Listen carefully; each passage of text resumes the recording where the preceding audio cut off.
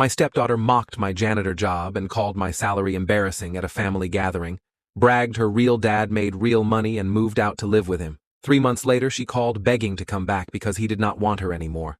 I said no, and now I'm the villain. Hello, Reddit I+ here. I never expected the moment that broke our family to happen over a bowl of salad.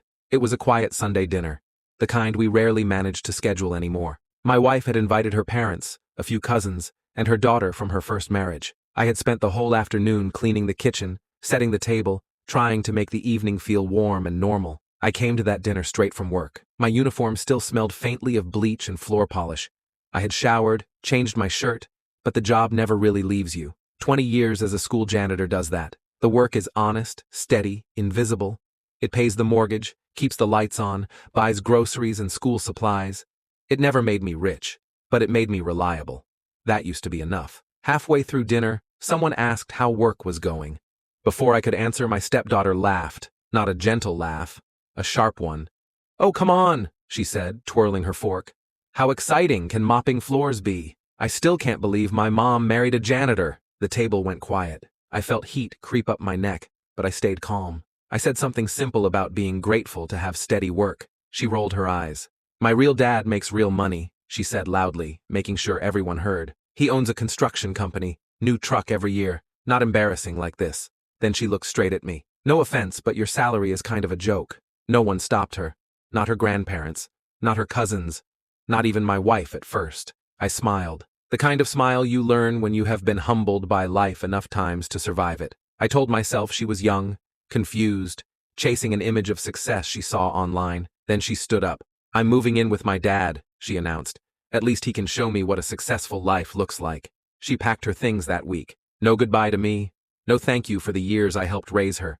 No acknowledgement of the nights I stayed up helping with homework or driving her to practice. Just gone. My wife was heartbroken. I told her to let her go. People sometimes need to touch the fire themselves before they understand the heat. 3 months passed. We heard nothing. Then one evening my phone rang. Unknown number. I answered.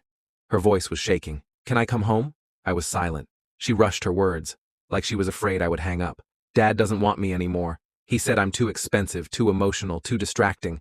He barely comes home now. He says I should go live with my mom again. Please, I'll do anything." I closed my eyes, because here was the truth no one saw. Her father had money, yes, but he had never had time. He never came to school events, never helped with homework, never noticed when she was struggling. He had wanted the image of a daughter, not the responsibility, and now that image was inconvenient. I told her to talk to her mother first. She did. My wife came to me later that night, tears in her eyes. She wants to come back. She says she was wrong. She says she's sorry. I asked one question. Is she sorry about what she said, or sorry about where she ended up?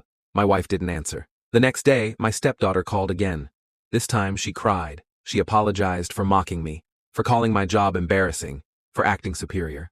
But then she said something that settled my decision. "I didn't know life with my dad would be this hard," she said. "I thought it would be easier, not kinder, not warmer, easier." I told her gently that our home was not a backup plan, that respect is not something you rediscover when comfort disappears, that people who mock honest work rarely understand how much love is hidden inside it. I said no. My wife was furious. Her family called me cruel. They said I was punishing a child for one mistake. They said I was petty. They said I was heartless. Maybe they were right. But here is what no one asked. Where were they when she mocked me in front of them? Where was their outrage when she treated dignity like a joke? I still go to work every morning. I still clean classrooms where kids learn their first letters. I still earn the same modest paycheck, and I sleep peacefully. Because the lesson she learned is one some people never do. Money can buy comfort. It cannot buy character. And respect, once broken, is not something you can beg back when the luxury runs out. Sometimes the hardest love is not opening the door again. Sometimes it is teaching someone that where you stand matters more than where you fall. A week after I said no, my phone rang again. This time, it was him, her father. His voice was smooth, practiced, the kind men use when they are used to getting their way. "Look," he said, "this situation has gotten complicated. She's not fitting into my life right now. You're more stable. It makes sense for her to come back to your place. Not your place. Your place." Like I was running a shelter, not a home.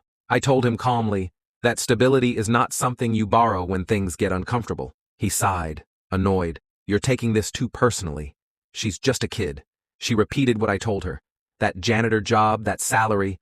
I was trying to motivate her, make her aim higher. There it was, the hidden truth. Those words had not been hers. They had been planted. I felt something in my chest loosen. Not relief, but clarity. So you taught her to disrespect the man who raised her, I said quietly. And now you want me to fix the damage when you're tired of carrying it. He went silent. Then he tried one last angle. You owe her.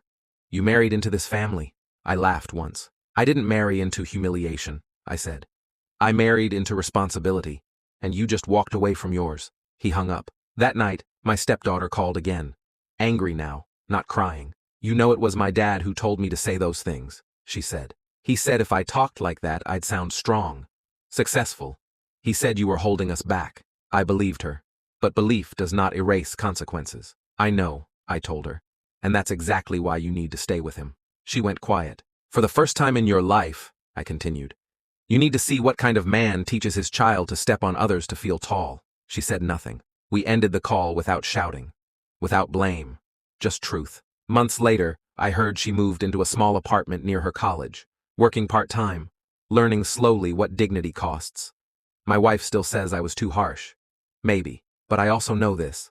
If I had opened that door, I would have taught her that respect is optional and love is just a safety net. Instead, she learned something harder. Sometimes the people who promise you a better life are the ones who teach you how to lose yourself.